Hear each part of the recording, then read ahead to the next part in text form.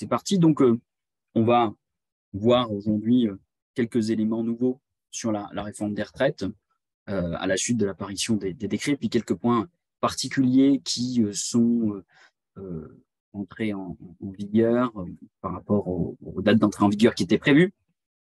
Alors, oui, il faut que je parle un peu plus fort. Donc, premièrement, on reviendra un petit peu sur les éléments d'ouverture de droit et on verra les modifications apportées par les décrets ou les précisions apportées par les décrets. Les précisions apportées par les décrets qui sont sortis le 3 juin, notamment concernant la catégorie TIF, donc les agents qui sont en catégorie TIF. Les précisions concernant les carrières longues et les précisions concernant le départ anticipé au titre du handicap. Donc, j'ai essayé de mettre ça de manière pas trop indigeste, disons, avec pas mal de tableaux, et je vais essayer d'expliquer tout ça, sachant qu'on a pas mal de dispositifs qui, entre guillemets, s'interpénètrent et qui ont des effets les uns sur les autres. Et ce qui entraîne vraiment des situations où je vais avoir quasiment un phénomène de calcul de la pension de retraite quasiment à la carte. En tout cas pour les années à venir et peut-être pour un peu plus loin. Donc déjà, hein, le principe, vous le savez, pour les sédentaires, donc on a une augmentation d'un trimestre par génération du nombre de l'âge d'ouverture de droit, couplé par ailleurs à une accélération du nombre de trimestres nécessaires pour avoir le taux plein, hein, puisque les 172 trimestres étaient déjà prévus, mais ils n'étaient pas prévus pour une génération si tôt. Donc, on a cette accélération de l'augmentation qui nous amène à 172 trimestres pour avoir le taux plein. Et une limite d'âge qui reste celle de 67 ans. Donc là, il n'y a pas de modification. Avec donc mécaniquement, j'en avais déjà parlé, mais je le répète, un âge de la surcote qui est décalé. Que l'âge de la surcote, c'est au-delà de l'âge d'ouverture de droit des sédentaires. Et par contre, un âge d'annulation de la décote qui ne change pas. Je vous rappelle, pour ne pas subir une décote, j'ai deux possibilités. La première, c'est d'avoir une durée d'assurance en durée d'assurance liquidable, en durée d'assurance tout régime confondu, pardon, nécessaire pour avoir le taux plein. Et la deuxième, c'est d'avoir l'âge d'annulation de la décote. Donc, voilà, en résumé, ce qu'il en est pour les sédentaires, donc pas trop de changements. Par contre, je voulais vous rappeler un truc, c'est l'entrée en vigueur des nouvelles dispositions de maintien en activité au-delà de la limite d'âge. Bon, il n'y a pas de changement sur les reculs, il n'y a pas de changement sur la prolongation d'activité pour carrière incomplète, mais il y a le nouveau cas, qui est le cas du maintien en fonction sans conditions particulières des agents jusqu'à ce qu'il atteigne l'âge de 70 ans. Avec une possibilité pour l'administration de refuser en prenant une décision motivée. Alors, motivée par quoi? Motivée par tout moyen. Ça peut être la nécessité de service, ça peut être l'aptitude physique. Le texte ne le dit pas, il n'y a pas de décret d'application qui est prévu sur ce plan-là. On sait qu'en tout état de cause, la limite, ça sera de 70 ans. Enfin, c'est 70 ans de ce maintien. Et ce que je voulais vous dire, c'est que tout ça est rentré en vigueur, contrairement à d'autres dispositions, le 14 juin. Donc, ça fait maintenant quelques jours que les agents peuvent, s'ils le souhaitent, s'ils ont épuisé leur droit à recul, s'ils ont épuisé leur droit à prolongation ou qu'on leur a refusé leur droit à prolongation, eh bien, ils peuvent bénéficier de ce maintien en fonction sans radiation des cadres jusqu'à l'âge de 70 ans maximum, sauf si vous le refusez par une décision motivée. Donc, ça veut dire que dans le corps de la décision, il faut expliquer pourquoi. Il n'y a aucun dispositif en termes de délai, ni rien sur ces éléments-là. Donc, ça va être au cas par cas. Moi, je vous invite à anticiper un maximum pour le futur pour vous éviter qu'un agent, la veille de son départ à la retraite, dise « Oh, au fait, je voudrais avoir un maintien en fonction sans radiation des cadres jusqu'à l'âge de 70 ans. » Donc ça, c'est entré en vigueur. Vous avez peut-être eu les premières demandes sur cette question-là. Autre cas, donc c'est la catégorie active. Donc ça, on va creuser un petit peu parce qu'on a eu des modifications, mais surtout, je vous avais annoncé un truc qui était le maintien des droits au titre de la catégorie active pour un actif qui finit en sédentaire. Du coup, on va avoir cette modification qui va être impactée justement par la loi sur la réforme des retraites. Alors, du coup, pour les actifs, un âge d'ouverture de droit qui évolue, hein, on est toujours sur une condition 17 ans de service actif qui, elle, n'évolue pas. Il n'y a pas de changement sur cette condition de 17 ans. C'est que l'âge d'ouverture de droit qui évolue. Une limite d'âge qui, elle aussi, reste la même, hein, qui reste 62 ans pour l'ensemble des actifs. Simplement, quelque chose que je n'avais pas évoqué la dernière fois, il y a 2 mois maintenant, c'est la question de l'âge de la surcote. En effet, en théorie, l'âge de la surcote des actifs ou des sédentaires, hein, c'est l'âge d'ouverture de droit des sédentaires. Simplement, euh, euh, le, euh, la loi de transformation prévoit des dispositions transitoires pour les agents de la catégorie active qui vont pouvoir bénéficier d'un âge de surcote qui ne sera pas directement 64 ans. Parce qu'en fait, si je fais ça, je dis par exemple la génération 67, j'ai un âge d'ouverture de droit à 57 ans et 6 mois, et avant, j'avais un âge d'ouverture de droit à surcote, donc des trimestres au-delà du nombre de trimestres pour avoir le taux plein, et au-delà d'un âge qui était de 62 ans, qui correspondait à l'âge d'ouverture de droit des sédentaires. Si jamais je n'avais pas de disposition transitoire, ça voudrait dire que du jour au lendemain, mes actifs ne pourraient bénéficier que de la surcote du jour au lendemain à partir de 64 ans. C'est un petit peu violent. C'est la raison pour laquelle on a un dispositif transitoire qui prévoit un âge de la surcote qui est 5 ans de plus de l'âge d'ouverture des droits. C'est ça le principe. Hein. Donc, du coup, quelqu'un qui est né en 67, qui a 17 ans de service actif, qui ouvre un droit à 57 ans et 6 mois, il peut faire de la surcote à partir de 62 ans et 6 mois. Alors là, vous pouvez me dire, enfin Florent, l'âge de la surcote commence après l'âge d'ouverture de droit, après la limite d'âge de la catégorie active de 62 ans. Et vous avez raison. Simplement, l'actif a toujours la possibilité, on va le revoir, on l'a déjà vu, je vais le revoir rapidement, a toujours la possibilité de pouvoir demander un maintien en activité jusqu'à la limite d'âge des sédentaires, donc jusqu'à 67 ans. Ce qui veut dire qu'un actif qui est né en 68, il a un âge d'ouverture de droit à 57 ans et 9 mois sous réserve d'avoir 17 ans de service actif. Il a une limite d'âge à 62, mais à 62, il peut dire « je demande à rester ». Donc, il faut qu'il respecte le décret de 2010-2009, qui n'a pas été modifié d'ailleurs sur ce plan-là. On a juste introduit les modifications liées au renvoi législatif, mais on n'a pas modifié le principe. Donc, 6 mois avant, la norme doit faire sa demande. Il doit transmettre avec sa demande un certificat de son médecin agréé. L'employeur, il a 3 mois pour répondre. Le silence vaut acceptation, par dérogation au fait que le silence vaut refus de manière générale dans les relations entre un agent public et son employeur. Donc, il demande, cet agent né en 68, il arrive à 62, il demande à rester. L'employeur, l'agent est apte.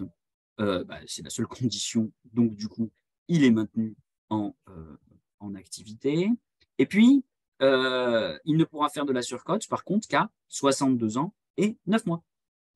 Mais pas à 64. Donc, il pourra, s'il a le nombre de trimestres, bien sûr, pour avoir le taux plein, commencer à faire de la surcote au-delà de 62 ans et 9 mois. Donc, période transitoire pour arriver jusqu'à la génération 73, où là, la surcote, ça sera à compter de l'âge de 64 ans, qui est l'âge d'ouverture de droit des sédentaires. Alors, soit dit en passant, la limite d'âge reste pour les actifs équivalentes à l'âge d'annulation de la décote. Hein, le texte ne fait pas le lien direct entre eux, mais l'article L561-1 du Code général de la fonction publique me dit bien que la limite d'âge, c'est 3 ans de plus que l'âge d'ouverture du droit.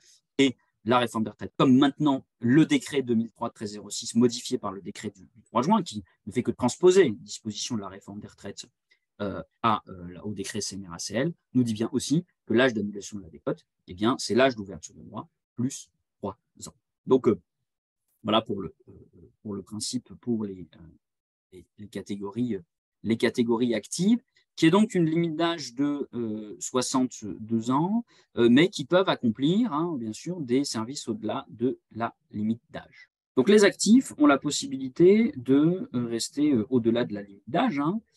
Donc le recul, hein, tout pareil, comme pour les sédentaires, et ça, il n'y a pas de changement. La prolongation d'activité pour carrière incomplète et la prolongation d'activité, hein, je vous avais parlé d'un changement de vocabulaire, hein, c'est chose faite, puisque c'est entré en vigueur le 14 juin là aussi. Donc on ne parle plus de maintien en activité, mais de prolongation d'activité. Donc l'actif qui a donc une limite d'âge de 62 ans, qui est inférieure à la limite d'âge des sédentaires, a la possibilité de rester en activité sur sa demande, sous réserve de son aptitude physique, de rester en activité jusqu'à la limite d'âge des sédentaires. Par contre, ils n'auront pas la possibilité d'être maintenus en fonction sans radiation des cadres jusqu'à l'âge de 70 ans. Je vous l'avais déjà dit, j'insiste vraiment là-dessus. Les possibilités de rester jusqu'à l'âge de 70 ans, d'être maintenu en activité jusqu'à l'âge de 70 ans, ça ne concerne que les agents qui sont en catégorie active. Ça ne concerne pas les agents qui sont en catégorie C dans. Alors, il y a une petite spécificité qu'on va creuser, que j'avais déjà évoquée, c'est la question des actifs qui finissent en sédentaire. Bon, le droit n'était pas carré. On avait une lettre circulaire de 2015 qui indiquait qu'on garde certains bénéfices, mais ce n'était pas toujours d'une clarté limpide. Du coup, bon, on a la loi de transformation, la loi rectificative de loi de finances qui est venue clarifier ça, qui est venue clarifier les règles de portabilité des services actifs. Alors, ça clarifie, mais vous allez voir, les conséquences ne sont pas simples. Je m'en vais essayer de vous les expliquer. Il y a deux effets, hein, c'est conservation de l'âge de départ actif en cas de changement de corps ou de cadre d'emploi, quel que soit le versant. Maintenant, on a supprimé, hein, d'ailleurs, c'était une condition, enfin, c'était considéré par la Cour de justice de l'Union européenne comme pas justifié, c'est une rupture d'égalité. Je ne sais pas si vous le saviez, mais le fait que j'étais dans actif en territorial ou hospitalier, c'est-à-dire à la CNRACL, et que je passe à l'État, je perdais mes catégories actives qui étaient dans un autre régime, si j'étais intégré à l'État.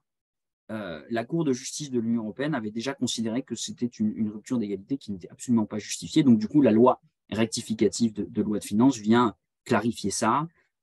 J'ai un passage d'un régime à l'autre des catégories actifs. Et bien, alors, pour avoir un maintien, non, hein, il n'y a pas. C'est-à-dire que, imaginons que je sois infirmier, enfin, pardon, aide-soignant en catégorie active à l'hospitalière pendant 10 ans, puis après, derrière, je finis à l'État en tant qu'aide-soignant dans un ministère qui a des aides-soignants, je peux compliquer l'ancienneté.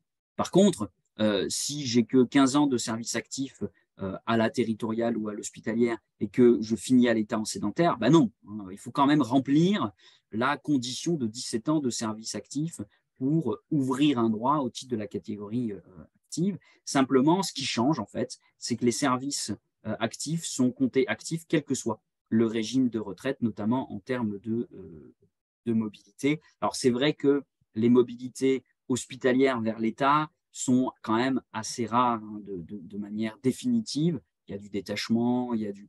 Bon, mais en tout cas, ça vient nous mettre d'équerre par rapport à la jurisprudence européenne. Alors, par contre, on va conserver l'ensemble des droits de départ en catégorie active.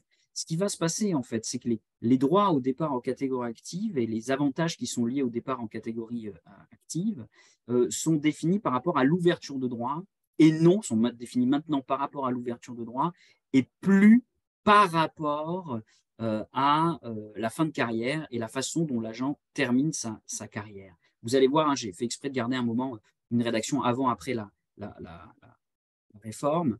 Donc, on a ce maintien des avantages, quand bien même l'agent finit en sédentaire. Donc, je vais dispatcher ça. Premièrement, il y a la question de l'âge. Donc, l'agent qui a bien 17 ans de service actif, bien entendu, il continue à bénéficier de son âge d'ouverture de droit en catégorie active. Là-dessus, on est d'accord, il n'y a pas de changement par rapport à cette modification. Il continue à avoir une durée d'assurance qui est déterminée non pas par rapport à celle des sédentaires, mais qui est déterminée à titre perso, puisque maintenant, la durée d'assurance, elle est déterminée par génération et plus par ouverture de droit, sauf pour les cas de départ anticipé sans condition d'âge, où cela, c'est l'année d'ouverture de droit qui conditionne le nombre de trimestres pour avoir le taux plein, sachant que tout ça est transitoire, puisque de toute façon, eh bien, très rapidement, on va se retrouver avec nos fameux 172 trimestres pour avoir le taux plein. Alors, donc, là-dessus, il n'y a pas vraiment de changement. Par contre, on est d'accord qu'un actif qui finit en sédentaire, sa limite d'âge, ce ne sera pas la limite d'âge de l'actif, puisque ce qui définit la limite d'âge, ce n'est pas l'ouverture de droit, mais c'est l'emploi. Hein, et c'est défini par le Code général de la fonction publique et non par le décret 2003-1306 ou le Code des pensions civiles et militaires de retraite. Ce qui fait que mon actif qui finit en sédentaire, eh bien, sa limite d'âge, c'est celle des sédentaires. Alors là, vous pouvez me dire, du coup, sa limite d'âge, c'est aussi l'âge d'annulation de la décote. Eh bien non, il y a un âge d'annulation de la décote qui est particulier pour eux, parce qu'en fait, ils continuent à l'âge d'annulation de la décote, pardon, en fait, est déterminé par l'âge d'ouverture de droit. C'est 5 ans de plus que l'âge d'ouverture de droit. Donc l'âge d'annulation de la décote, eh bien, c'est ça. C'est l'âge de la surcote, c'est 62 ans et 3 mois, 62 ans et 6 mois, et ainsi de suite. Pardon. Et l'âge d'annulation de la décote, ça reste la limite d'âge, c'est 62 ans. Donc pour moi, même moi, vous voyez, je me mélange par rapport à ça, je reprends. L'âge d'annulation de la décote, c'est la limite d'âge, ça ne change pas. Par contre, l'âge de la surcote, c'est ce que je disais tout à l'heure. Si jamais je passais de 62 à 64 d'un coup, il y a des gens qui se retrouveraient à avoir un gros coup, entre guillemets, pour pouvoir atteindre l'âge leur permettant de créer de la surcote, nonobstant le nombre de trimestres nécessaires pour avoir le taux plein. Donc l'âge de la surcote, il est particulier pour l'actif qui finit en sédentaire. Ce n'est pas l'âge d'ouverture de droit du sédentaire, c'est l'âge d'ouverture de droit de l'actif plus 5 ans, ce qui me fait mon âge de surcote. Donc, je suis un actif qui finit en sédentaire. Voilà les conditions de calcul de la pension. J'ai un âge d'ouverture de droit qui est celui de l'actif. J'ai un nombre de trimestres nécessaires pour avoir le taux plein qui est celui de l'actif. J'ai un âge d'annulation de la décote qui est celui de l'actif.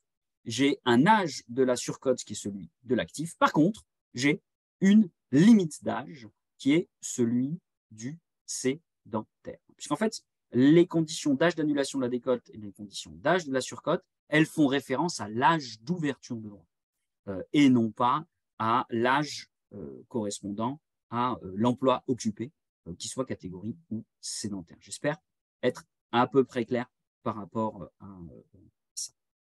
Alors, donc ça, c'est le premier effet, entre guillemets, positif de ces modifications, de ce maintien des droits liés à la catégorie active. J'ai une question, est-ce que l'agent conserve sa bonif des 1 an pour 10 ans travaillés? En fait, ce n'est pas une bonif, c'est une majoration de durée d'assurance, et c'est super, ça va me faire le lien dans quelques secondes. Simplement, juste, je voudrais revenir sur un point, c'est que mon agent actif finissant en sédentaire au titre des services au-delà de la limite d'âge, il devient sédentaire. Hein, parce qu'encore une fois, pour l'âge d'annulation de la décote, l'âge d'ouverture de droit et autres, c'est le Code pension civile et militaire de retraite qui revoit d'ailleurs en grande partie au Code de la sécurité sociale. Par contre, tout ce qui est limite d'âge, eh bien, c'est lié au Code général de la fonction publique. Donc, on a une déconnexion juridique, hein, même si l'âge est le même. Juridiquement, c'est des textes différents. Et du coup, mon actif qui finit en sédentaire, il occupe un emploi sédentaire. Donc, occupant un emploi sédentaire, il va pouvoir bénéficier des maintiens et des prolongations, des reculs, des prolongations, et surtout du maintien en fonction, puisqu'il n'est pas actif, il finit en sédentaire. Donc, il va pouvoir bénéficier de ce maintien en fonction sans radiation des cadres jusqu'à l'âge de 70 ans. Il peut le faire. Donc, si vous avez des actifs qui finissent comme ça, eh bien, ils peuvent bénéficier de ce droit. Pour répondre donc à la question de savoir si l'agent conserve sa majoration de durée d'assurance, donc, pour la majoration de durée d'assurance des 1 an pour 10 ans, hein, créée par la réforme des retraites de 2003, hein, l'article 78, à compter de 2008, hein, les fonctionnaires actifs du versant hospitalier eh bien, bénéficient d'une majoration de durée d'assurance. Alors attention, hein, cette majoration de durée d'assurance, je vous en parle, j'insiste sur le fait par rapport aux majorations, aux bonifications, ce n'est pas une bonification. On est bien d'accord, c'est une majoration de durée d'assurance qui a des effets complètement différents. Par exemple, la majoration de durée d'assurance ne rentre pas dans le calcul de la durée d'assurance liquidable du fonctionnaire.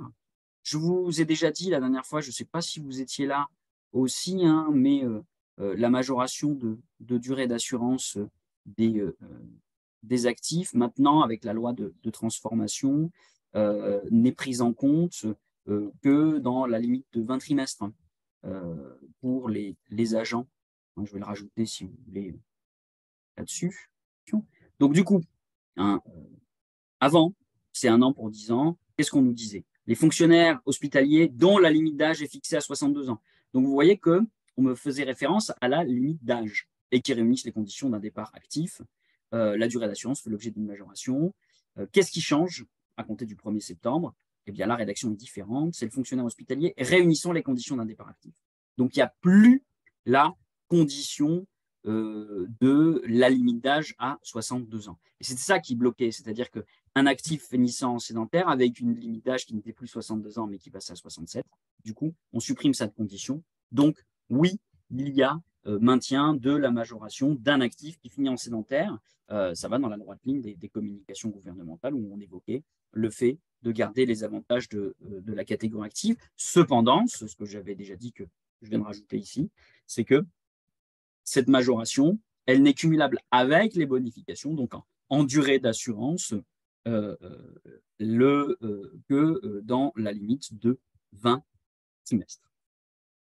Donc, vous voyez, hein, chez les actifs, hein, si je le résume, c'est je conserve mon droit à la catégorie active si je finis en sédentaire à partir du moment où j'ai au moins 17 ans en catégorie active d'aide-soignant, par exemple, ou d'infirmier catégorie actif, ou n'importe quel emploi, hein, paramédical de catégorie active.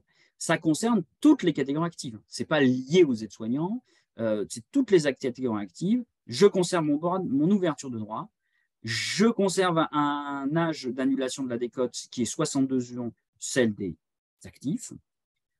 Puisque c'est par référence à l'âge d'ouverture de droit et non par rapport à la catégorie. J'ai une limite d'âge, par contre, qui est celle des sédentaires, puisque je suis sur un emploi sédentaire.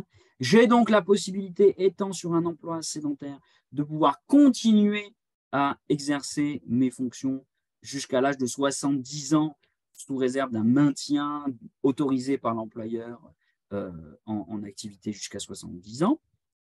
Et j'ai un âge de déclenchement de la surcote qui est pas le même, qui n'est pas l'âge d'ouverture de droit nécessairement du sédentaire, mais qui est mon âge d'ouverture de droit plus 5 ans, ce qui fait que pendant la période transitoire, mais ça va osciller entre 62 ans et 3 mois et 64 ans jusqu'à qu'on sorte de la période transitoire. Donc ce sont vraiment, factuellement, le maintien des avantages liés à la catégorie active et enfin, le maintien de la majoration de durée d'assurance des 1 an pour 10 ans, puisqu'on fait référence aux fonctionnaires réunissant les conditions d'un départ, et non plus les fonctionnaires qui ont 62 ans et réunissant les conditions d'un départ. Par contre, pour bénéficier de tout ça, il faut que j'ai mes 17 ans de service actif avant d'être passé en sédentaire. Si je n'ai pas mes 17 ans de service actif et que je passe en sédentaire, donc je change de corps, que ce soit dans le cadre d'un reclassement avec un détachement suivi d'une intégration, que ce soit dans le cas d'une évolution professionnelle, quel qu'il en soit, si je n'ai pas mes 17 ans de service actif, je ne peux pas ouvrir un droit au titre de la catégorie active et je ne peux pas bénéficier du maintien de mes droits au titre de la catégorie active telle que je viens de les présenter. Hein. Cette condition, elle est sine qua non. Autre élément, ce sont donc les infirmiers ou les paramédicaux, parce qu'on parle d'infirmiers parce que c'est le plus gros corps, mais enfin tous les paramédicaux qui ont fait une option de la catégorie sédentaire dans le cadre de la loi du 5 juillet 2010. Et je parle bien dans le cadre de la loi du 5 juillet 2010, c'est-à-dire les agents, donc la loi sur le dialogue social, hein, puisqu'elle s'appelle comme ça, du 5 juillet 2010, elle a introduit un principe qui est que les agents actifs de catégorie B, lorsqu'il y a la création de corps de catégorie A, qui ont pour but de reprendre les missions et les métiers qu'ils exerçaient en tant que catégorie B, ils ont la possibilité de faire un choix, sans concours rien, de faire un choix et de dire, voilà, je souhaite accéder à la catégorie A. Ce choix a des conséquences. La première des conséquences, c'est que tous les services qui ont été faits en catégorie B et en catégorie active perdent leur qualité de catégorie active et ne peuvent pas permettre à l'agent d'ouvrir un droit au titre des catégories actives. Cependant, on avait des dispositions spécifiques et la loi rectificative de loi de finances ne va pas oublier ces gens-là en modifiant, d'une part, l'âge d'ouverture de droit. Donc, l'âge d'ouverture de droit, écoutez-moi bien, des actifs de catégorie B qui ont choisi la catégorie A dans le cadre de la loi du 5 juillet 2010. Donc, ce n'est pas forcément le 5 juillet 2010 parce qu'on a eu les infirmiers, on a eu le kiné. Hein. Donc, c'est chaque fois que j'ai la création d'un corps et que cette création donne un droit d'option. C'est un droit d'option, ça n'a rien à voir avec le, entre guillemets, droit mort prévu par le décret 2021-1256 du 29 septembre 2021.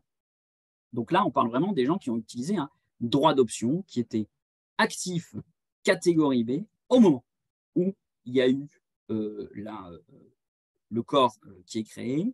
Donc eux, ils ont un âge d'ouverture de droit qui était resté à 60 ans et non 62.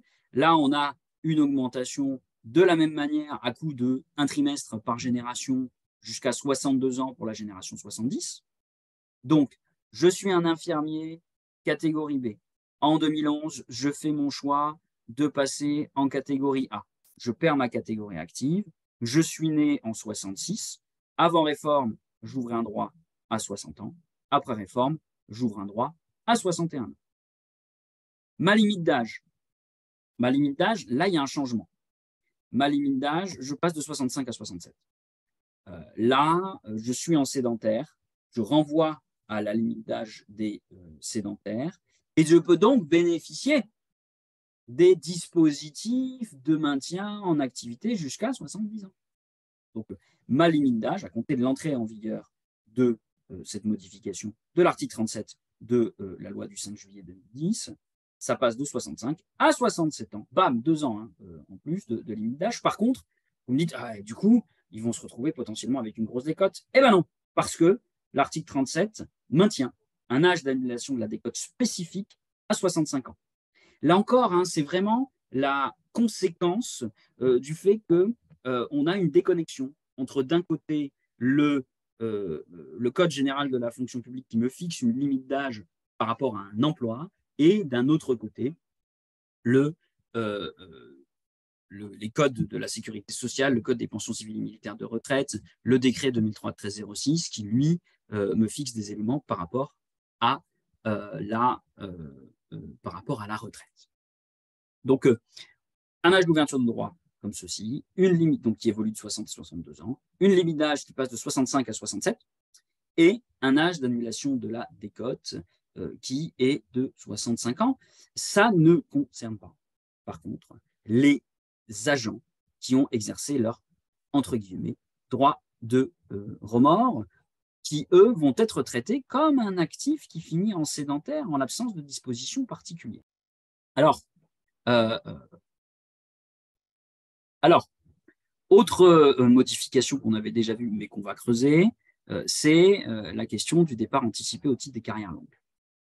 Donc, je vous rappelle qu'il y a deux conditions, un début d'activité, et c'est ça qu'on a changé, hein, avec un début d'activité qui va être entre 16 et 21 ans, donc 16, 18, 20 ou 21 ans, et une durée réputée cotisée.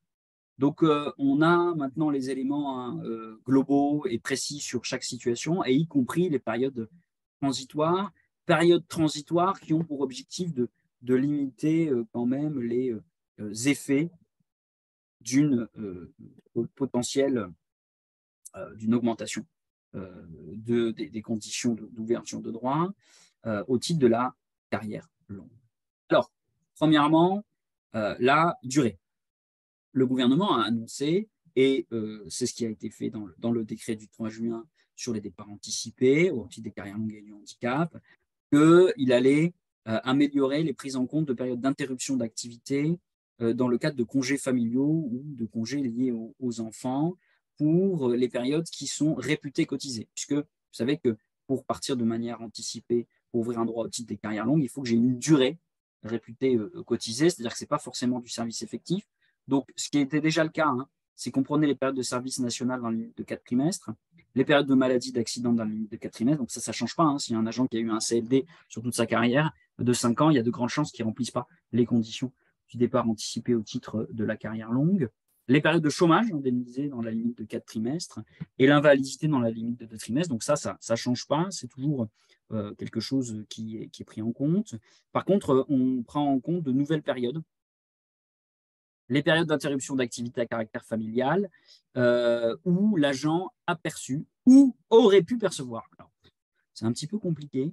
Hein, le texte nous dit les périodes qui sont validées dans les conditions du Code de la sécurité sociale, mais pour les fonctionnaires, eh bien, les périodes qui sont les périodes qui auraient, et s'ils remplissent les conditions pour bénéficier des prestations du régime de la sécurité sociale, que sont le complément familial, l'allocation de base de prestation d'accueil du jeune enfant ou la prestation partagée d'éducation. Tout ça, là, lorsque je ne suis pas en activité, donc ça veut dire que c'est mon agent qui a pris un congé parental.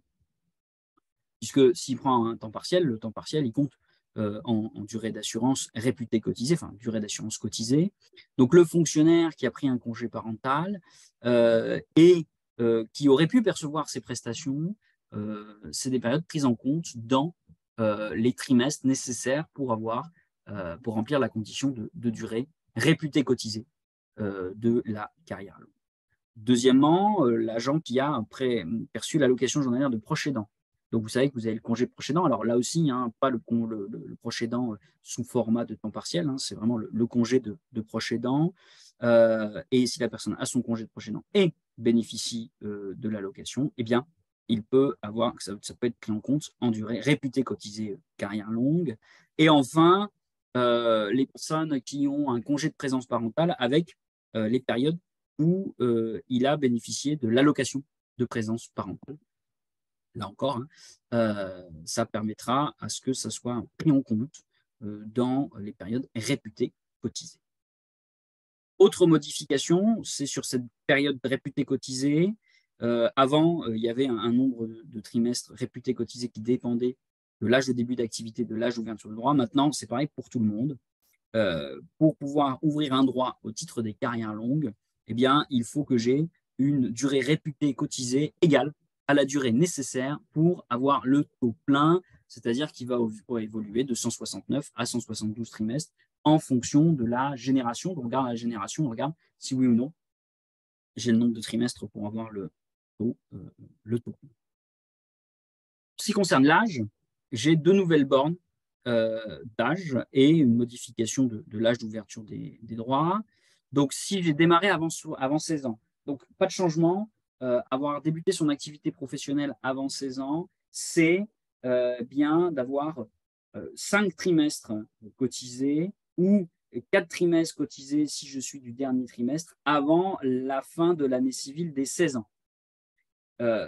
Quand on dit de commencer avant 18 ans, donc avoir commencé entre 16 et 18 ans, c'est d'avoir 4 ou 5 trimestres cotisés avant la fin de l'année civile des 18 ans.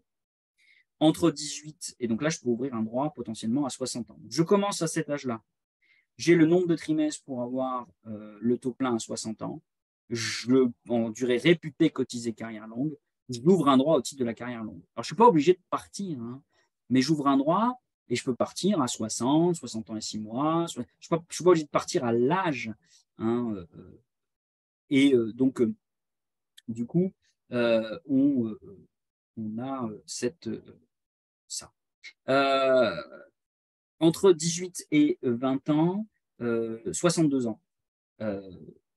Pareil, hein, et entre 20 et 21 ans, 63 ans. Donc, du coup, on a ces modifications-là, ce qui nous amène, hein, pour la génération née à compter de 1970, à un âge normal de 64 ans. Mais si j'ai démarré avant 16 ans, que j'ai 172 trimestres cotisés carrière longue, je peux partir à 58. Si j'ai commencé avant 18 ans, 172 trimestres carrière longue, je peux partir à 60. J'ai commencé avant 20 ans, 172 trimestres, 62 ans. J'ai commencé avant 21 ans, enfin la fin de l'année révolue, 172 trimestres, 63. 63. Alors, il y a des dispositions transitoires, justement pour tenir compte de ces modifications. Hein. J'ai pris l'année 70, puis on est sorti des dispositifs transitoires. Quelles sont-elles? Donc, elles sont prévues, hein, par le texte, elles sont enfin, elles sont structurées par la réglementation et sur les conditions suivantes. Donc, les agents qui ont génération jusqu'au 31 décembre 61, eh bien, ils ont un âge normal de 62 ans et 3 mois. Mais s'ils ont débuté leur activité avant 16 ans ou avant 20 ans, ils peuvent partir au plus tôt à 58 ou à 60 ans. Ils ne sont pas encore impactés par les nouvelles bornes, tout simplement parce que c'est trop proche. On n'a pas voulu faire ça immédiatement. On introduit le dispositif petit à petit. Les agents nés en 62, avec un âge d'ouverture normale à 62 ans et 6 mois, s'ils ont commencé avant 16 ou avant 20 ans, et qu'ils ont le nombre de trimestres pour voir le plein, eh bien, ils ouvrent un droit à 58 ou 60 ans. 63, on est toujours sur 2 bornes d'âge, 62 ans et 9 mois. Donc, en fait, on va avoir la modification à compter des agents nés à compter du 1er septembre 63, où eux, pour ceux qui sont nés entre le 1er septembre et le 31 décembre 63, un âge normal de 62 ans et 9 mois, hein, pas de souci. Mais donc, du coup, 3 bornes d'âge. Si j'ai commencé avant 16 ans, que j'ai 170 trimestres, j'ouvre un droit à 58. Si j'ai commencé avant 18 ans, 170 trimestres, j'ouvre un droit à 60.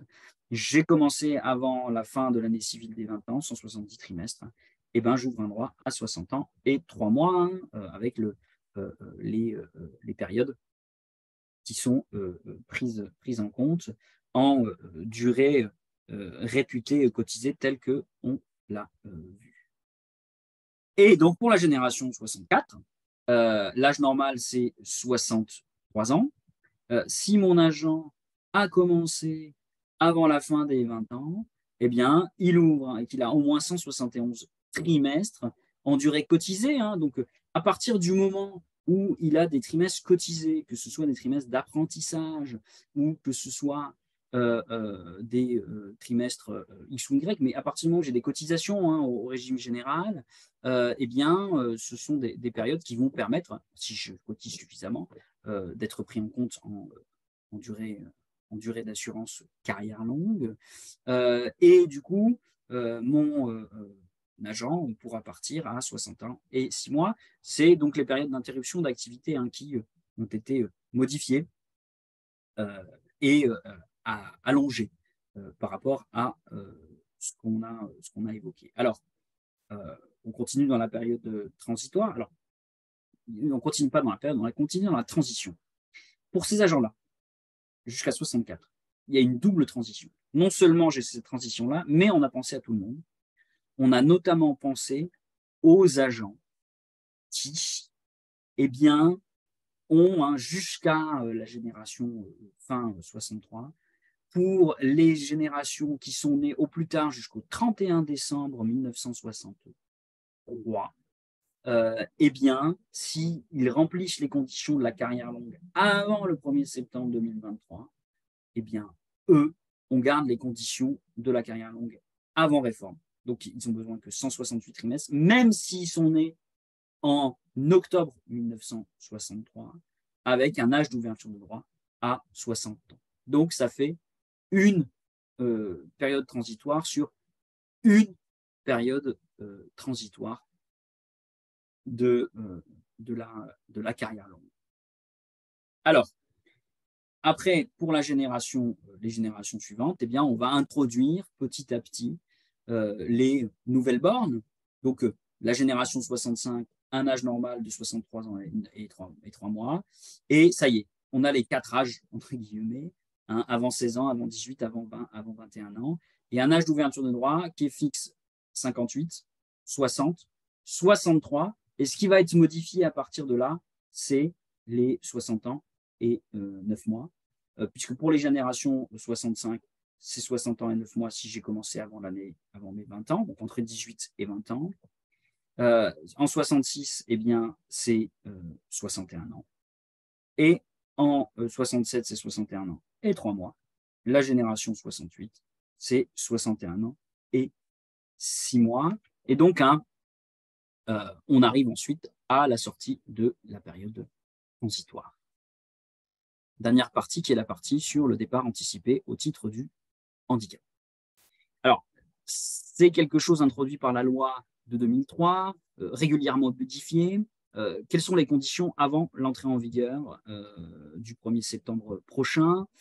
Pour ouvrir un droit au titre du handicap, il faut, premièrement, que j'ai une incapacité permanente d'au moins 50% et que j'ai des trimestres comptabilisés alors que j'avais un taux d'IPP de 50% ou que j'avais une reconnaissance de la qualité de travailleur handicapé pour les périodes jusqu'au 31 décembre 2015, avec tout un arrêté qui fixe les documents qui permettent d'apporter la preuve. On a une jurisprudence d'ailleurs du Conseil d'État assez récente sur la question qui considère que l'agent qui a un handicap de naissance, eh bien, il n'a plus besoin d'apporter les preuves. S'il n'a pas les preuves de son handicap pendant toutes les périodes, c'est pas grave parce que il a un handicap de naissance. Donc, ayant un handicap de naissance, a priori, ce handicap est maintenu, malheureusement pour l'agent tout au long de sa vie. Donc, le juge a considéré que la condition était remplie. Après, sinon, il faut un RQTH jusqu'au 31 décembre 2015, pour les périodes jusqu'au 31 décembre 2015, et 50% à compter du 1er janvier 2016, avec toute une liste de documents qu'on peut utiliser, et la possibilité aussi de demander une commission si jamais je n'ai pas les preuves pour apporter la preuve du handicap d'au moins 50%. Départ au plus tôt à 55 ans aujourd'hui. Et deuxièmement, deux conditions, une durée d'assurance acquise avec le handicap et une durée d'assurance ayant donné lieu à cotisation. Donc, on a ici, avant réforme, ça aurait donné ça. Pour pouvoir partir de manière anticipée, enfin d'ouvrir un droit et partir de manière anticipée au titre du handicap, il me fallait une durée d'assurance et une durée d'assurance cotisée qui était égale à la durée d'assurance pour le plein, moins un certain nombre de trimestres en fonction de l'âge auquel je souhaite partir. Ça, c'était les règles en vigueur aujourd'hui, avec, qui sont toujours en vigueur aujourd'hui, avec toujours un calcul normal de la pension, sans décote, et en plus, le droit à une majoration. Qu'est-ce qui change sur la condition de 50% et l'épreuve de 50%, pas de changement. Par contre, il n'y a plus de durée d'assurance, il n'y a plus qu'une durée cotisée. Il n'y a plus qu'une seule durée. Et on va avoir, c'est la même, et qui va, les mêmes règles, et qui va évoluer en fonction du nombre de trimestres. On a toujours le calcul normal. On a toujours une absence de décote si je pars avec un handicap de moins 50%. Soit dit en passant, ça ne concerne pas que les fonctionnaires qui partent de manière anticipée au titre du handicap. Et on a toujours la majoration qui, pour rappel, se calcule de la manière suivante. C'est un taux de majoration qui est un tiers de la durée prise en compte dans la constitution du droit alors que la personne avait 50% ou RQTH avant ou après 2015, divisé par la durée totale des services et bonifications. Ça peut vraiment être gros, cette majoration, et intéressant pour les agents qui partent de manière anticipée au titre du handicap. Donc là-dessus, il n'y a pas de changement. Par contre, ce qui change, c'est donc le nombre de trimestres et la suppression de la durée d'assurance. Donc, on garde les fonctionnaires qui ont moins 50% ou qui sont RQTH pour les périodes jusqu'au 31 décembre 2015, toujours un âge au plus tôt à 55 ans, et par contre, sous condition d'une durée minimum d'assurance cotisée, acquise avec le handicap, c'est toujours la même chose, c'est concomitant. J'ai plus que une condition de durée cotisée, et en fait, c'est la durée de référence pour le calcul, moins 60, 70, 80, 90 ou 100 trimestres par rapport à l'âge auquel je souhaite partir. Et j'ai toujours pas de décote si j'ai au moins 50% de handicap et toujours la majoration. Alors, que se passe-t-il pour les périodes transitoires? Parce qu'il est possible que des agents aient ouvert un droit ou pas. Donc, pour les carrières longues, pour le handicap, on a introduit un dispositif transitoire comme pour les carrières longues, qui est en fait une reprise. Simplement un petit rappel, je n'ai pas vu de modification, il y en aura peut-être sur les périodes qui sont des périodes cotisées au titre du handicap. Alors, comme c'est pas arrêté par décret, peut-être qu'on aura des modifications, mais il n'y en a pas dans les décrets qui sont sortis.